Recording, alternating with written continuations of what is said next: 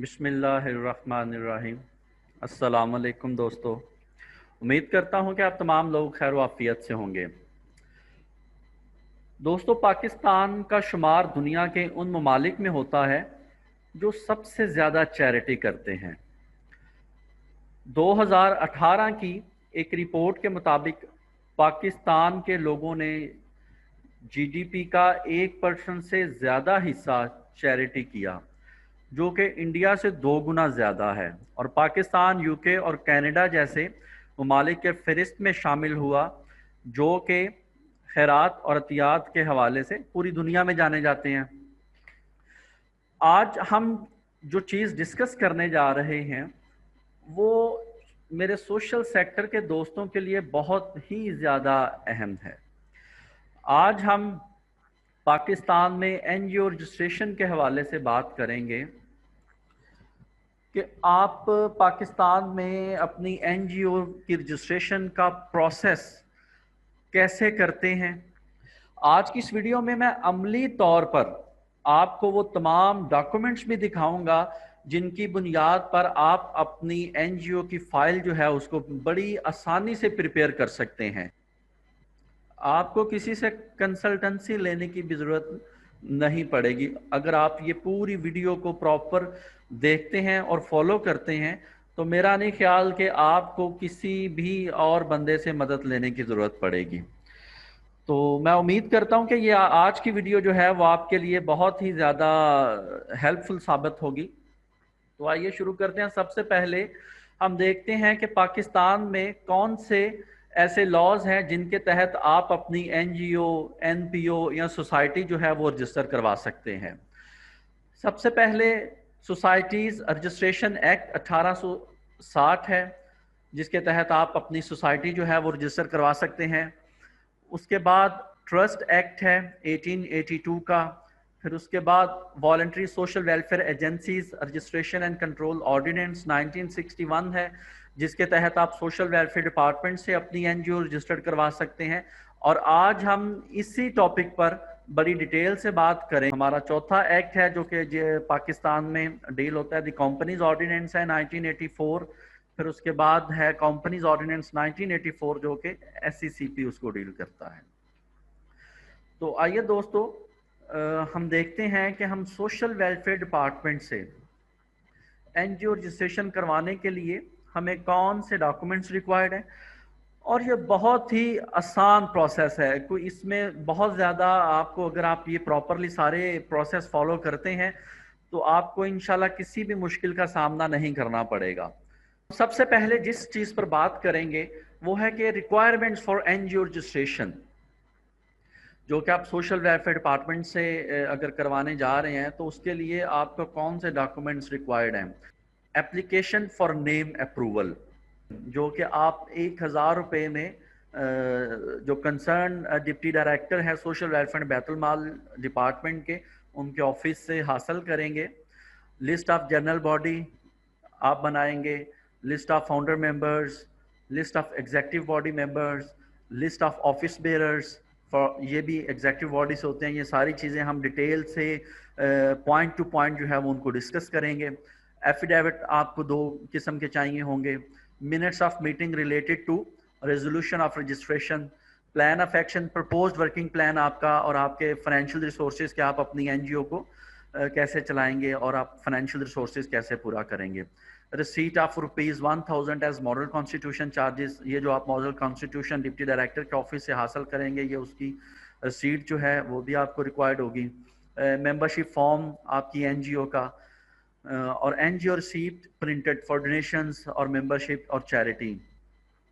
तो ये दोस्तों वो तमाम डॉक्यूमेंट्स हमें रिक्वायर्ड होंगे अपनी फाइल को प्रिपेयर करने के लिए कि हमने सोशल वेलफेयर डिपार्टमेंट से एनजीओ को रजिस्ट्रेशन कैसे करवाना है। अब हम इन तमाम पॉइंट्स को बारी बारी डिस्कस करेंगे और मैं प्रैक्टिकली वो तमाम जो फाइल का प्रोसेस है वो भी आपको दिखाऊंगा, ताकि आपको बड़ा आसान रहे कि आपने अपनी एनजीओ की फाइल कैसे प्रिपेयर करनी है।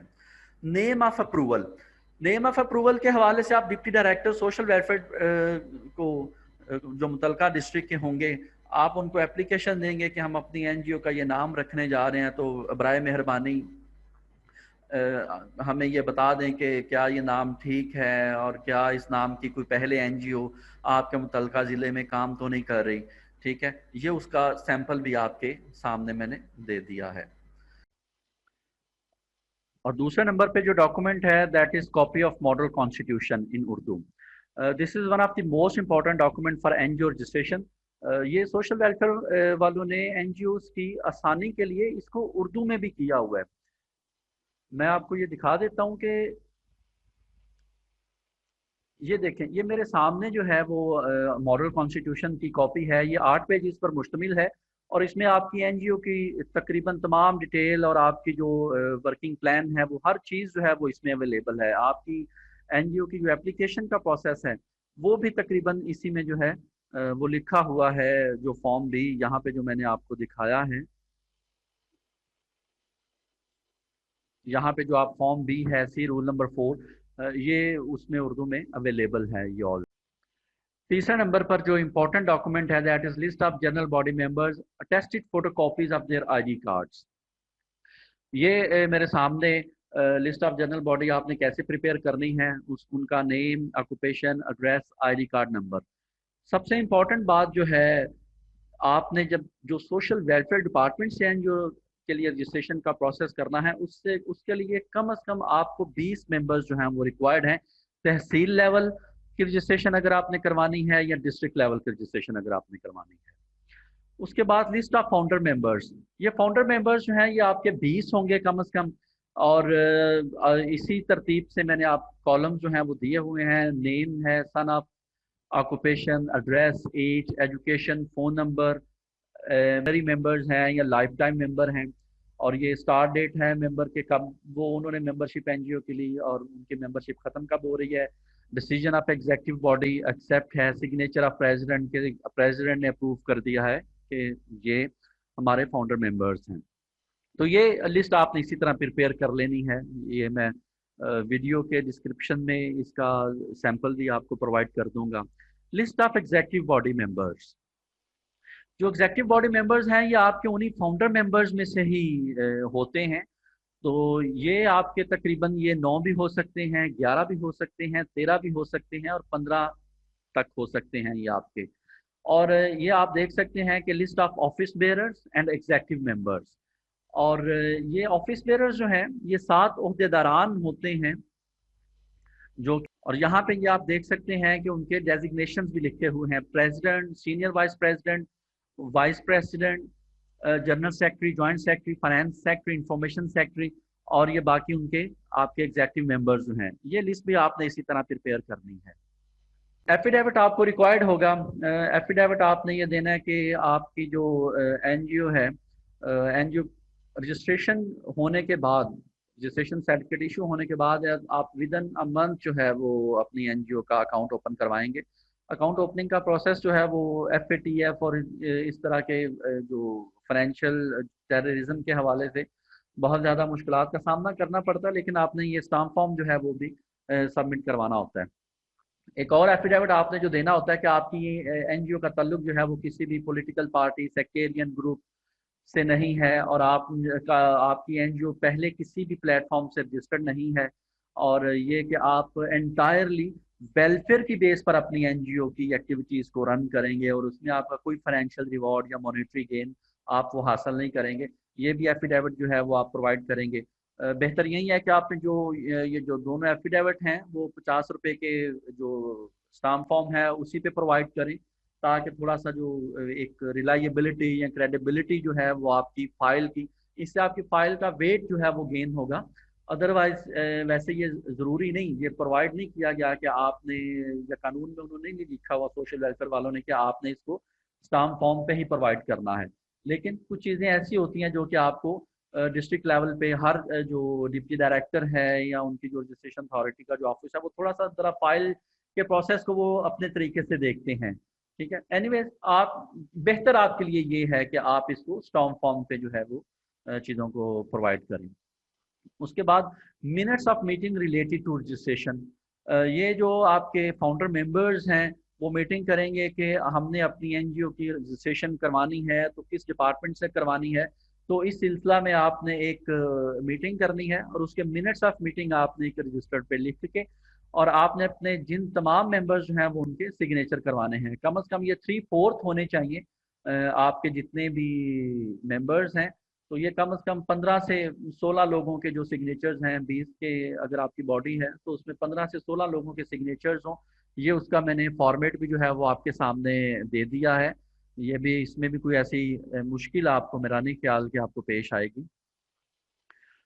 NGO plan of action, plan of action जो है वो एक ब्रीफ स्टेटमेंट होता है कि आप अपनी जो एनजीओ है उसको कैसे, उसके ऑब्जेक्टिव्स क्या हैं, उसको आप कैसे रन करेंगे, ठीक है, और उसके जो रिसोर्सेज हैं, ज़राए आमदन आपके कौन से होंगे। ये उसका सैंपल भी मैंने दे दिया हुआ है। अभी सिर्फ 2 ऑब्जेक्टिव्स का मैंने सैंपल दिया है कि वो किस तरह से आप अपनी, अगर एक चाइल्ड वेलफेयर पे कोई एनजीओ काम करना चाह रही है तो उसका एक मैंने सैंपल आपको प्रोवाइड कर दिया है। अगर कोई हेल्थ वेलफेयर के हवाले से काम करना चाह रही है तो उसका भी सैंपल, या आप इसको इंग्लिश उर्दू किसी भी लैंग्वेज में कर सकते हैं, इसमें कोई ऐसा इशू नहीं है कि आपकी प्रपोज्ड एक्टिविटीज़ क्या हैं और आपके फाइनेंशियल रिसोर्सेज जहाँ जैसे लिखा हुआ है, चंदा मेंबरशिप है, अतियात है, मुहैयर हजरात का ताउन है, ठीक है जी, ये ज़कात सदकात खैरात वगैरह। एनजीओ रिसीट सैंपल, ये भी आपके सामने एनजीओ का एक सैंपल आ रहा है कि आपने जो अपनी एनजीओ की चैरिटी या डोनेशन वगैरह इकट्ठी करनी है या मेंबरशिप फीस वगैरह लेनी है तो उसका ये सैंपल आपके सामने है। For example ABC welfare foundation है, रिसीव विथ थैंक्स फ्रॉम, इसके 2 जो हैं वो पर्त होती हैं, वो ये प्रिंटेड अगर आपके पास हो तो वेल एंड गुड, अदरवाइज आप जो है वो इसको सैंपल के तौर पर भी इस्तेमाल कर सकते हैं। Membership form with serial number, आपकी एनजीओ के जितने भी मेंबर्स होंगे उन तमाम मेंबर्स का ये फॉर्म जो है उन्होंने फिल किया होगा आपके पास, और इसका एक रजिस्टर भी आपके पास होगा कि हमारी तंजीम के कितने में टोटल मेंबर्स हैं। और ये जो फॉर्म जो है वो, इसका सैंपल भी मैंने आपको ये प्रोवाइड कर दिया है। इसको आप इंग्लिश में भी कर सकते हैं, उर्दू में भी कर सकते हैं, या आपकी अपनी मर्जी होगी। इसमें भी कोई ऐसा मुश्किल डॉक्यूमेंट नहीं है। यहाँ तक हमारी एनजीओ की फाइलिंग का प्रोसेस था। और उसके बाद आपके ऑफिस में जो एनजीओ का रिकॉर्ड मौजूद होना चाहिए वो कौन सा होना चाहिए। कैश बुक है, ये प्रिंटेड आपको जो किसी जगह आपको किसी भी बुक शॉप से मिल जाएगी। लेजर है, स्टॉक रजिस्टर, मिनट रजिस्टर्ड, ये भी आपको, ये तमाम जो ये 4 चीज़ें जो हैं ऊपर वाली, ये आपको मिल जाएंगे, प्रिंटेड मिल जाएंगे किसी भी स्टेशनरी की शॉप से। Inspection register, printed receipt books bearing NGO name and page numbers, membership forms with serial numbers, ये अकाउंट की इंफॉर्मेशन है। अगर आपके पास अगर आपका अकाउंट ओपन है, वैसे तो अकाउंट ओपन नहीं करते बैंक वाले अभी, जैसा कि मैंने पहले भी आपको बता दिया है। Any other document, work presentation, that is list of paid staff and activities report, आपकी जो भी एनजीओ की अगर आप एक्टिविटी ऑलरेडी कर रहे हैं तो आपने उसकी रिपोर्ट भी जो है वो प्रेजेंट कर सकते हैं। ये उर्दू में भी ये सारी चीज़ें लिखी हुई हैं कि एनजीओ की जिम्मेदारियां बराए रिकॉर्ड या बराए मुआयना। इस पे भी मैं एक वीडियो बनाऊंगा इंशाल्लाह, ताकि एनजीओ के लिए सबसे ज़्यादा मुश्किल काम यही होता है कि हमने अपने रिकॉर्ड को मेंटेन कैसे करना है। तो इंशाल्लाह मैं कोशिश करूंगा कि हम भी इसको प्रॉपरली प्रैक्टिकली तरीके से ये सारी चीज़ें जो हैं वो देख सकें, ताकि आप लोगों को अपनी एनजीओ का रिकॉर्ड मेंटेन करने के हवाले से किसी मुश्किल का सामना। तो बहुत इंपॉर्टेंट फिजिबिलिटी रिपोर्ट्स, एक तो सोशल वेलफेयर ऑफिसर की तरफ से होगी और एक डिप्टी डायरेक्टर जिसको हम रजिस्ट्रेशन अथॉरिटी कहते हैं उसकी तरफ से भी एक फिजिबिलिटी रिपोर्ट जो है वो 2 फिजिबिलिटी रिपोर्ट्स प्रिपेयर होंगी और हायर अथॉरिटीज़ के ऑफिस में जाएंगी आपकी एनजीओ के एनओसी के लिए। तो जब वो विजिट करने आएंगे तो आप जो है वो अपनी एनजीओ का प्रॉपर रिकॉर्ड जो है वो आपने उनको प्रेजेंट करना है, ताकि वो सेटिस्फाई हों कि क्या कि आपकी जो ऑर्गेनाइजेशन है, आपकी जो सोसाइटी है वो इस काबिल है कि उसको हम रजिस्ट्रेशन के लिए एनओसी दे सकें। बहुत इंपॉर्टेंट चीज़ के एनजीओ की रजिस्ट्रेशन के लिए सोशल वेलफेयर डिपार्टमेंट की फीस कितनी है। तो आपके लिए ये बड़ी अच्छी खबर है कि एनजीओ की रजिस्ट्रेशन के लिए सोशल वेलफेयर डिपार्टमेंट की सिर्फ फीस जो है वो 1000 है, और वो भी आपने जो मॉडल कॉन्स्टिट्यूशन की कॉपी हासिल की है एट दैट टाइम, सिर्फ वहीं इसकी फीस है। और बाकी ये कुछ शेड्यूल के जो चार्जेस हैं वो भी लिखे हुए हैं कि अगर आपने आइन में तब्दीली करवानी है उसके कितने चार्जेस हैं, एनजीओ की तजदीद जो है वो हर 3 साल के बाद होती है, उसकी कितनी फीस है, रजिस्ट्रेशन सर्टिफिकेट की डुप्लीकेट कॉपी हासिल करने के लिए कितनी फीस है। तो ये एक एनजीओ को रजिस्टर्ड करवाने का तकरीबन कंप्लीट प्रोसेस था। तो मैं उम्मीद करता हूँ कि आप तमाम दोस्तों को ये जो प्रोसेस है वो बड़ा इजीली समझ आ गया होगा। वेरी सॉरी अगर इस वीडियो का थोड़ा सा जो प्रोसेस है वो लेंथी हुआ है, लेकिन ये काम ही ऐसा है कि अगर आप इस फाइल के प्रिपेयर करने के तमाम रिक्वायरमेंट्स को पूरा करते हैं तो आपको किसी कंसल्टेंट को फीस देने की ज़रूरत नहीं पड़ेगी, आपको किसी और बंदे की हेल्प लेने की ज़रूरत नहीं पड़ेगी। कुछ चीज़ों के लिंक्स जो हैं वो मैं आपको डिस्क्रिप्शन में नीचे दे दूंगा, और अगर आपके कोई सवालात हों तो वो भी आप बराए मेहरबानी कमेंट सेक्शन में पूछ सकते हैं, और इंशाल्लाह मैं आपके तमाम सवालों के जवाब भी ज़रूर दूंगा। तो इस दुआ के साथ कि अल्लाह आपका हामी नासिर हो। वीडियो को लाइक करना और मेरे चैनल को सब्सक्राइब करना प्लीज़ मत भूलिएगा अगर आपको ये वीडियो पसंद आई है। अल्लाह आपका हामी नासिर हो। Thank you.